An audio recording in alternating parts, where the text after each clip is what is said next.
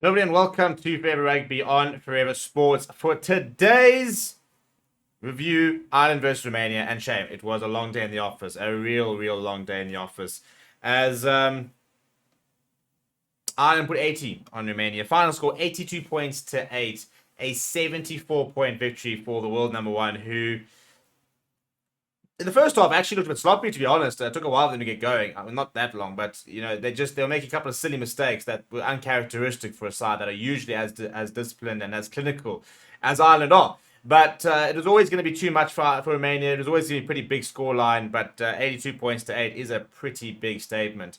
And I think the main thing for Ireland is some key players coming into form. The likes of Bundy Aki today was absolutely brilliant. Peter O'Mahony was fantastic. Johnny Sexton didn't skip a beat. He looked really good. So before we break the game down, please do smash like on the video. Please do subscribe to the channel as well. It was actually a dreadful start for Ireland and a phenomenal start for Romania as Gabriel Rapinoe went over for the first try for Romania in the second minute. A bit of a kick chase before eventually Hinkley Valvasa, the talented young scrum half, who I think would have left this game with quite a lot of respect, I think, out there. I thought he was really good, the youngster, and hopefully, this World Cup can be a bit of a catalyst for him to potentially get a contract at a top club and get an opportunity to play at a higher level. Because I was actually really impressed with him. He looked he looked the part, and you'll never know if he's really good enough until he gets that opportunity.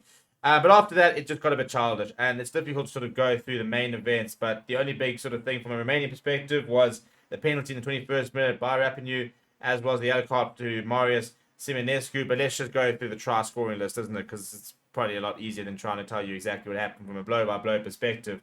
Here are the try scorers and the tries. 5th minute, Jamison Gibson Park. 12th minute, Hugo Keenan. Ty Byrne in the 17th minute. Bundy Aki in the 34th minute. Johnny Sexton himself in the 39th minute.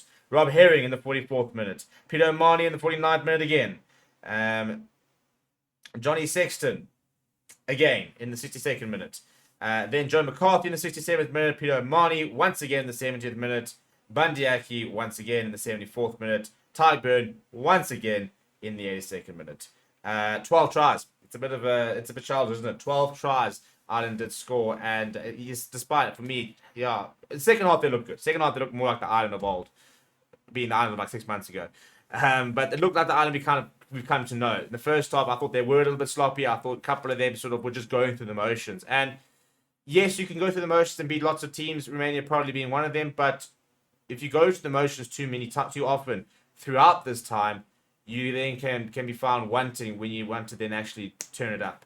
And that's where you can sometimes come up a little bit short. So certain players, I think, weren't going through the motions, and it showed. I think Bundy Aki, Peter O'Mahony being one of them. Or two of them, rather. So these are the stats. Possession, 70% for Ireland, 66% territory. They had 58% possession in the first half, 80% in the second half. So you can see the second half, they really took control. 12 tries to 1, 11 conversions to none. 977 meters run, 36 defenders beaten, 20 clean breaks, 101 gain line carries, 4 times that of Romania, 270 passes, 23 offloads, 8 turnovers, 1, 18 kicks from hand, 88 rucks, 1. We look at the defense. Ireland only being asked to make 60 tackles, Romania being asked to make 151 and competing 117 of them. Johnny Sexton only missed 1 kick the entire evening.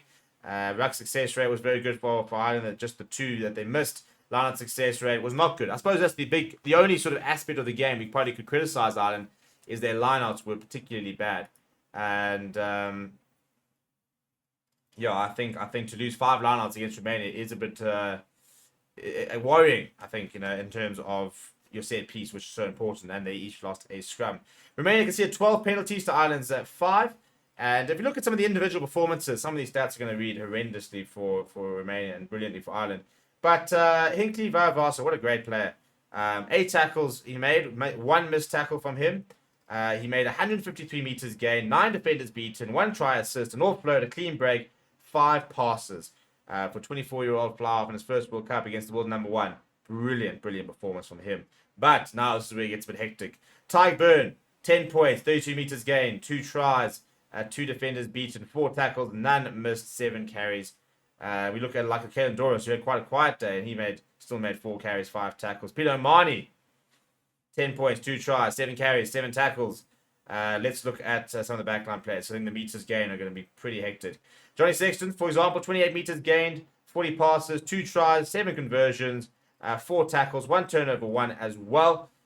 Pretty flawless game from him. If we look at Hugo Keenan, 182 meters run, 1 defender beats, 2 offloads, 3 clean breaks.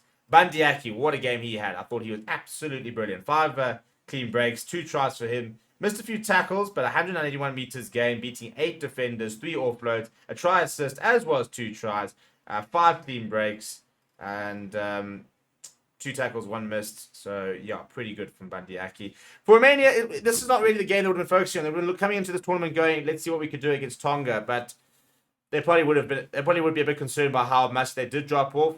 You know, they had a pretty good opening 15 to 20 minute spell in the second half, and then they had that spell where they just kind of fell apart right towards the end, which often does happen.